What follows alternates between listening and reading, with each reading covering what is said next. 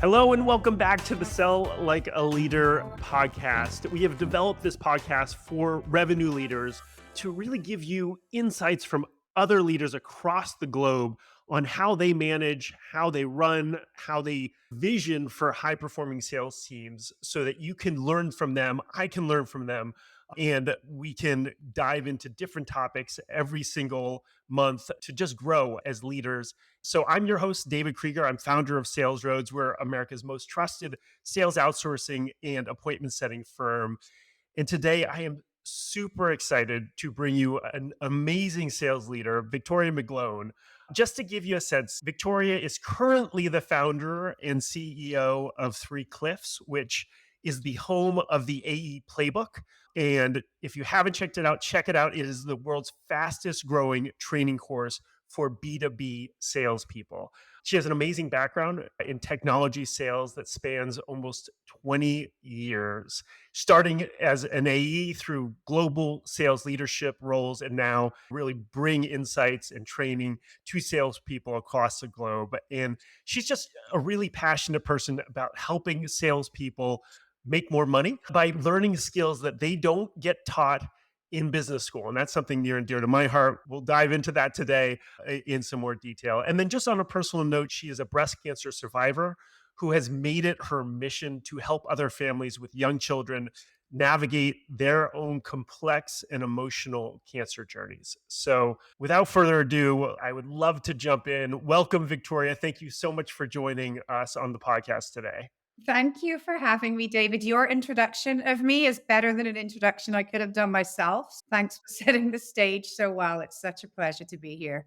Great to have you. And with a background like that, it makes it easy to give an introduction like that. So let's jump right into it. All know sales is competitive. It is fast paced. Things are changing all the time. In the age of AI, things are changing even faster. And I'd love to get your perspective on how salespeople need to adapt, maintain an edge. And specifically, it was interesting as I was prepping, you talked about the lack of training in MBA programs. And I went through an MBA, started a sales organization, and there was one class on sales management, maybe, but not even what sales skills were. And so I'd love to get your perspective on the current landscape in sales, both people coming out of college, the type of training they can get there, and then once they're in the real world and what training looks like from your perspective.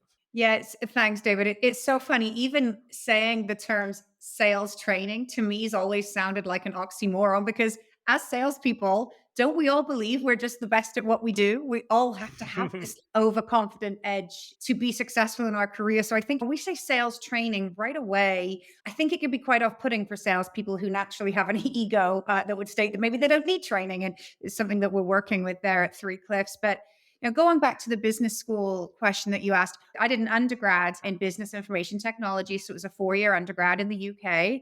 Never had a class on sales. Now, David, maybe you and I are aging ourselves because I think as some of the younger generations do come through higher education, we are seeing a little bit more. But I could never understand why in business school you're teaching students marketing, finance, accounting, organizational behavior, HR, all the fun. But without sales, there's simply no business for them to work in anyway. And I think that brings us into the nature versus nurture debate is the reason why sales isn't taught as a discipline or as a skill when you're getting your education intentional because you're either born with it or you're not. So I think this is so glad to be here to talk about this because it's a large topic and there's so many ways in the landscape today I see that people are getting their sales training, whether they're drinking from a fire hose, whether they're seeking it out themselves, whether their employer is shoving it down their throat. There's tons of ways it's happening, and we can delve into those. But yeah, I do share your frustration and confusion with the lack of formal sales training and sales discipline when we learn other functions, every other function of business that most of us salespeople don't really need to be successful in a sales career. It's an interesting one. Yeah. And to build off of that, I actually think to some degree, for lack of a better word, it's a snobby thing. Sales has gotten, I think, a bad rap because there's so many people that don't practice it in the right way. In MBA programs, they feel like teaching sales is maybe beneath them. But when you look at it, and when I look at the people who are most successful from my MBA class, and it's even with folks who didn't go into straight sales careers, those that went into investment banking and have risen to the top, that's because they were not necessarily the best at creating spreadsheets, but they were the best at creating relationships, Yeah, trust, bringing in clients. Lawyers are the same thing, right? The partners who get promoted are oftentimes not necessarily the best litigators. They should be good. I'm not taking that away from them, but they're really good at sales.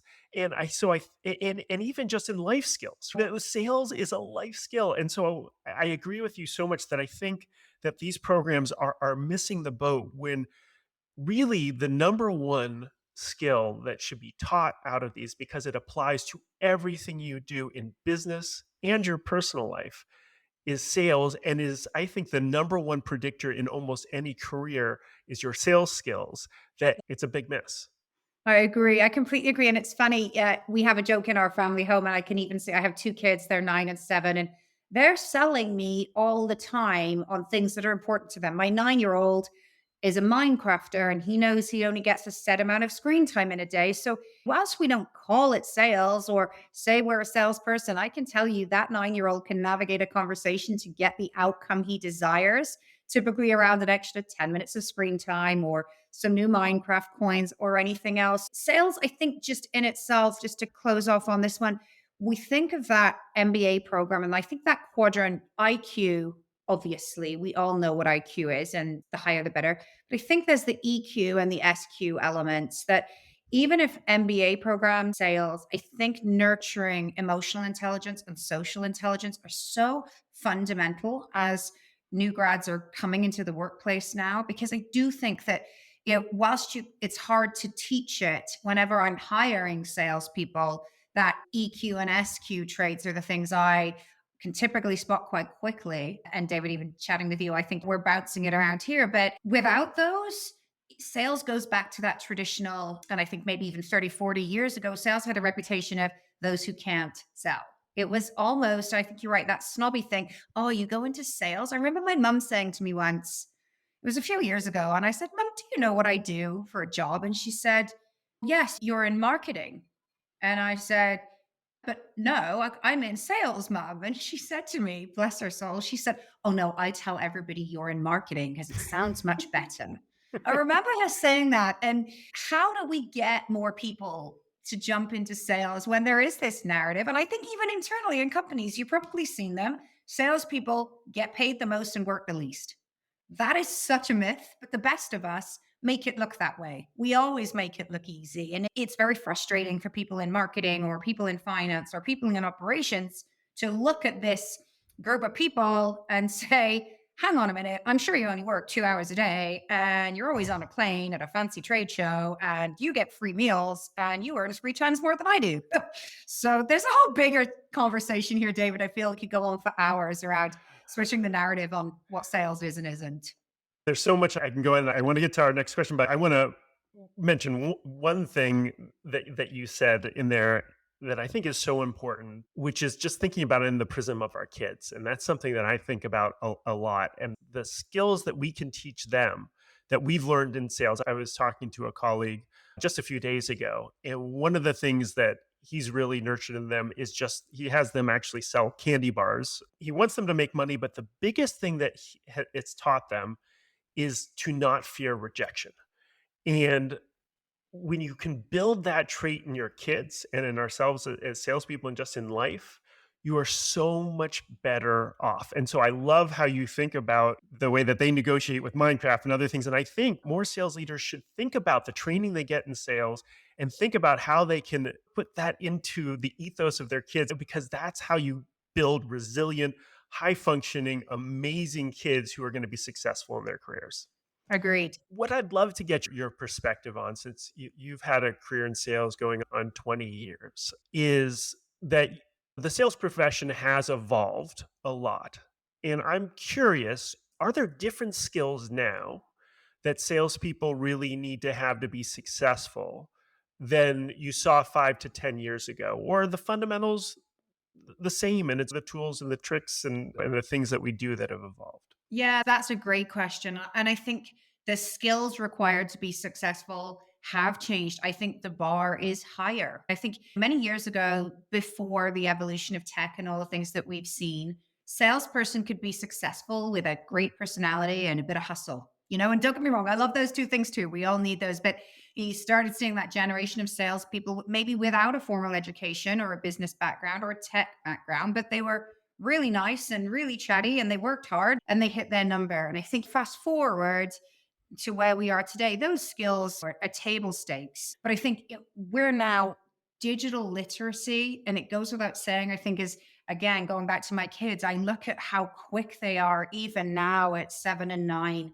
navigating their way through their computers and their Chromebooks and all the things. And we look at that in our career. I think digital literacy is so important. We're no longer selling on features and benefits, particularly in tech and particularly in solution sales, that salespeople now need a really deep understanding of their buyers' problems. And digital literacy, I believe, underpins that. If you're selling into the C suite, and I remember this, I learned this firsthand. One of my first big girl AE jobs, I was selling to the C suite, and it was the cybersecurity product. So I was always selling to the chief information security officer. And I was a young 25, 26-year-old girl having these meetings with these, look at what that demographic of person typically is. And the word persona, I really don't like anymore. They're typically, CISOs are older, middle aged men normally. And I love seeing women in the seat. And to be successful at that role wasn't about me going in and talking through a list of features and benefits of my product. They didn't care. It was about me really having that understanding about what really keeps this person awake at night. Why is this guy in this job? Where does he need to spend his money? What are those pain points? And I think those skills a couple of decades ago, when the internet wasn't around, even doing that research was hard and there wasn't the sharing of information like there is today. So features and benefits would cover it. And when we hire salespeople, I think, and when we train them today and we look at the skills they have, I always have a principle on the 3 A's. And you've probably heard this, David: attitude, activity, and ability. I will hire if you have attitude and your activity is right, because I fundamentally believe the ability part can be taught. But that attitude and activity, when we look at sales discipline, and there'll be leaders who disagree with me, and I love this debate, they hire strictly on ability. This person, David's got 10 years experience and background in cybersecurity, so I'm hiring him for this role. And if their attitude and their activity isn't there, it doesn't actually matter how capable they are. I think when we look at skills that make for a well-rounded person today, that digital literacy, the true deep business and technological understanding to be able to solution sell. And the final one I'd add there is the ability through EQ, SQ, and IQ to navigate through a multi-stakeholder organization. I think previously that wasn't as critical. Your buyer was one person, one or two people, you knew them, you were in control of the situation. And now we know that in an enterprise sale, now there's anywhere between 8 and 12 stakeholders. So those skills that salespeople need, you got to figure out who's what and who sits where and who's important and who's an influencer and who's a distraction and who's an ally and all those things that we can delve deep into. But does that answer your question, David? Yeah, it does. And so two things I think really solidify there.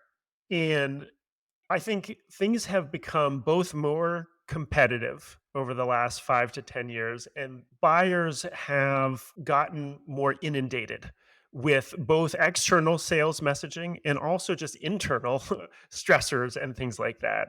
And so it boils down to those individuals who have that EQ that is different than, and I don't think it was EQ back in the day, but that salesperson who knows how to schmooze and just have a good time and take people out, right? And that's how the connection was made 10 plus years ago, right? And you think of that salesperson going out and golfing and whatnot. It's that person who can make the connection and understand the issues that person is having, and not just that person, understand the issues that their whole team is having and differentiate between each of those, because every one of those 5 to 10 people when you're multi-threading within an organization is different. And so relationships are as important as they were 5, 10, 20 years ago, when the steak dinner was really important. But the way we have those relationships, if I'm understanding what you're saying, is different and it's a different skill set. Sometimes almost an antithetical skill set of really understanding and going deep on people to build those relationships versus knowing how to schmooze them, for lack of a better word. And anyone can schmooze, right? And don't get me wrong, I've done a fair share of it, and there's still a place for it in the B2B world. But anybody can have a corporate credit card and take someone out for dinner now. And I even think at that C suite, if you're selling into that C suite or that senior vice president level and above, actually they see through it now. How many dinner invites that CISOs get in a week or a month from vendors? And they have to sit through a very expensive steak dinner. I'm sure there's a nice glass of wine, but it's those days of closing business in that way for me are over. And I've always tried to instill that in my teams that if the only level at which you operate, there's different roles for you in the organization. There's a place for schmoozing and networking and high level conversation. But if you can't go any deeper and really understand that person's pain or really understand their team's pain and really understand what's keeping them awake at night truly, then someone else is going to take the deal from underneath you, in my opinion. I couldn't agree more. And I think this leads me into the other or the next question I really wanted to get your perspective on. And I think it's out there. People are talking about it a lot, but I think what you've just talked about is an interesting segue to it because we're talking about those relationships. We're talking about EQ. And in the context of that, let's talk about AI. And where does AI help salespeople in being able to have the skills or have the information that they need to be able to build relationships and sell in the way that you're laying out? And what are the limitations currently with AI? And maybe, and this is harder to answer, but where, as we all think about our role as salespeople in the next 3, 5, 10 years, where is AI going and how are you incorporating that into training? Yeah, it's the million dollar question, isn't it? And I have to be honest, I'm an early adopter of tech. AI for me was a real scary one. My husband and I both work in tech. He's the opposite. He was straight in with ChatGPT when it came out and throwing all this stuff at me. And I was really resistant because I think we go back to that first topic here. Salespeople don't need help. We're good at what we do. My ego was almost too big and I didn't think it was relevant. And now we fast forward a year, 18 months into this spiraling evolution. And I think there's absolutely a huge role and a huge benefit to what AI can bring to the table for salespeople. If the data that it's helping you with, the data that it's working with is real and is accurate and is true. An example here, these call intelligence platforms, Gall and Chorus and all the big guys, they started just recording sales calls. That's quite valuable because before that, remember when sales leaders had to put a headphone set on and listen in the call. So we started there with recording of sales calls. Interesting, because you can have 1,000 sales calls recorded. And then your question is, what now?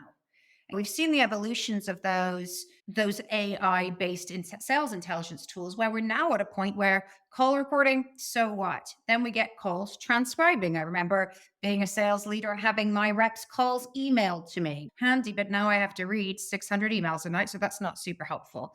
I think where we are now, certainly from a sales leadership perspective, is the use of AI to be able to actually gather insights from those 600 calls and give them to me, give that insight to me and to the reps really quickly. So I am absolutely obsessed with some of the live sales intelligence tools now with where they are, because I think it really could help teams scale. You could now manage a team of X amount of reps much more efficiently if you're able to, for example, gain intelligence from 200 win loss calls.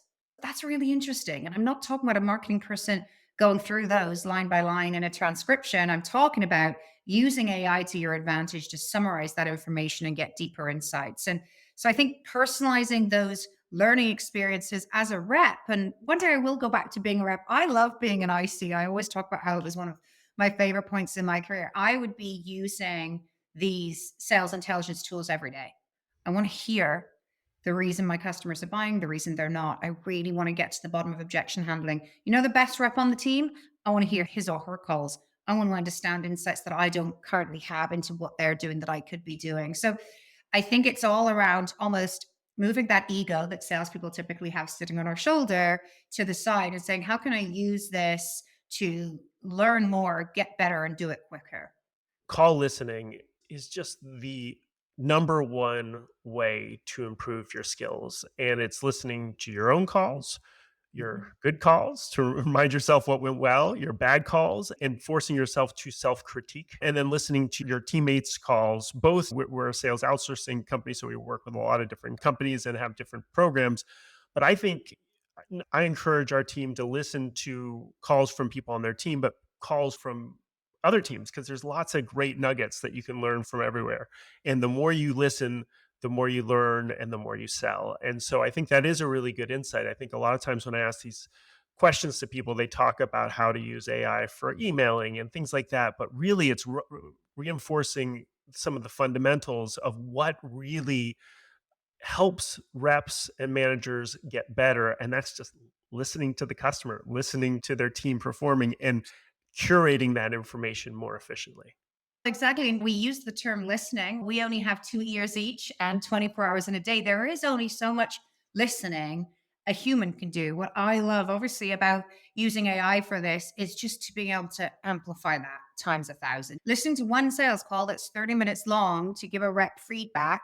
Now, I remember my largest team, I had 26 reps, and listening to one of their calls in a week and preparing feedback was literally 26 hours of my week, and Yeah. it doesn't scale, and team growth can't scale, and you end up being the bottleneck, and you can't possibly give that feedback with that intelligence. So for me, it's AI is only as good as what you put in.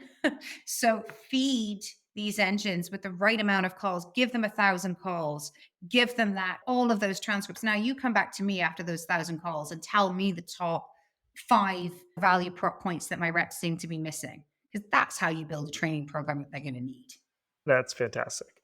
So we're coming to the end before rapid fire questions, but I'm going to ask one more. And from the sales training that you have done, for the sales leaders that are listening here, is there one skill that you feel can give them a competitive advantage in 2024 that they should lean into, they should learn more about, they should develop, that can really help them and their sales teams crush their goals this year?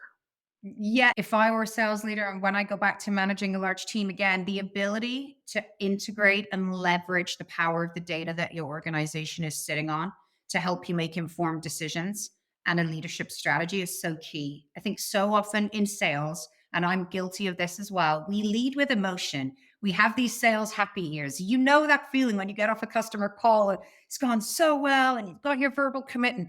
Emotion takes over and we make big decisions based on how we feel. And I think that's a big part of being in sales. And if I was looking at a business now and taking over a new leadership position, day one, task one, find your single source of truth for data and ensure the company is aligned on that. There is no point having you as a sales leader looking at one set of data. And we've all been here. Look at Salesforce. I have my dashboard and all my KPIs are one color, but then marketing has another dashboard and theirs is all the different color. We're not even using the same data. So I think, really using your teams, using your RevOps team, using your data analytics team, using AI and getting buy-in for a single source of truth of data is fundamental to helping you make decisions and build strategy that take emotion out of it and look at what's in front of you and make sure everyone's looking at the same thing. The number of sales leaders that I work with, I talk to, and they just don't have a fundamental grasp on the data, both because I think it's hard to aggregate it and also clean it up and make sure you've got clean data because the reps aren't necessarily filling things in right. It's hard to create the right type of dashboards. Um, it's trite, but it's true. You can't manage what you can't measure, right? And so you're flying blind if you don't create at least a basic dashboard. And I have the mentality of make it bad, make it better. At least put something into place that has some of the fundamentals of what you are looking for, and then you can iterate over time. But sometimes it just feels so overwhelming to build something that nothing really gets built, or you just have a whole bunch of garbage. And this is that age old sales and marketing disalignment problem that is tail as old as time. And we've all seen it where you're in a QBR or a management meeting and marketing's KPIs are showing green and sales is showing red. I'm such a believer that there is no way that if sales aren't hitting their number, marketing's KPI should be green. For example, that single source of truth, that shared funnel data, stop picking the data out that makes you look good, that you want to see, that your happy ears want to present to people, and agree on the set of data. As you said, make it bad, make it better. Let's look at what's really going on, because there's no way your dashboard can be green if sales are missing the number. Or we have an absolutely disastrous sales team, and that's a whole other discussion. But more often than not, it's one group wants to present KPIs that make them look good, and the other group can't stand it. And I think that is the historical sales and marketing war zone that we've all seen over and over again. Absolutely. So we'll end that part on the war zone and we will move into rapid fire. So I'm going to ask you a few questions that I love asking each of our guests. Just if you can answer with the first thing that pops in your mind, that would be awesome. All right. Favorite business leadership or sales book? Tough one for me. I go back to it again and again. Chris Voss, Never Split the Difference. Most of you have probably listened to it. That art of negotiation, and eh, reading that book transformed my career. Just understanding that both sides of a negotiation, it's not a battle of wills where someone wins and someone loses and someone's good and someone's bad. I think hearing a former FBI hostage negotiator talk about how to influence both sides of the conversation so you both win at the end. One of my first recommendations to any team I ever work with. I love it. What's the one thing people don't give enough value or attention to in leadership? Easy. I think empathy. And I say this all the time. As we move on in our careers, I don't know whether we get older or more crotchety or we just can't be bothered, but I find empathy can have a massive impact on your effectiveness as a leader. And whilst it's a soft skill, maybe it's the woman and the mum in me, I don't know, that thinks it's so crucial compared to even hard skills like business acumen and strategic leadership. I personally think it's empathy is the soft glue that holds sales teams together. Letting your team know that you understand truly the boots they're walking in. You've walked in them yourself. And better still, you'll put those boots on again any day of the week and walk alongside them if you need to. So it sounds super cheesy, but for me, I try really hard to lead with empathy, even on the days when my patience is running quite low. Favorite quote, mantra, or saying that inspires you as a sales leader? Winston Churchill said once, success is not final, failure is not fatal. It's the courage to continue that counts. And I teach it to my kids right the way through to my senior salespeople. You are defined by your last quarter in sales. We know that you're only as good as the last mountain you stood on the top of. And failure isn't fatal, but pick yourself up, pull yourself together, and have that courage to continue. And it's on my wall. And I tell my kids when they can't shoot basketball hoops or they're missing the soccer net, same thing. It's not about whether you succeed or fail. It's the fact we're going to keep going. Last one. What is the most important goal you're working on right now? And maybe it involves a book, I think, but maybe not. This is one of my first public places sharing it. So I have published a book called The Good Cancer. It's an oxymoron because we all know no cancer is good.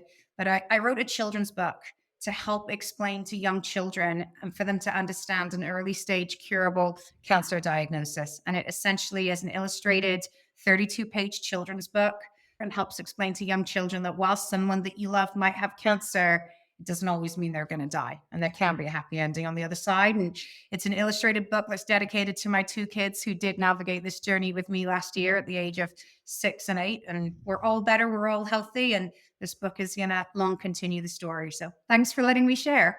When are you looking to have it out there so people can check it out? In the next couple of weeks. So thegoodcancer.ca is where you'll find it. And it will be available on all major Amazon marketplaces as well as bookstores. That's amazing. Wonderful.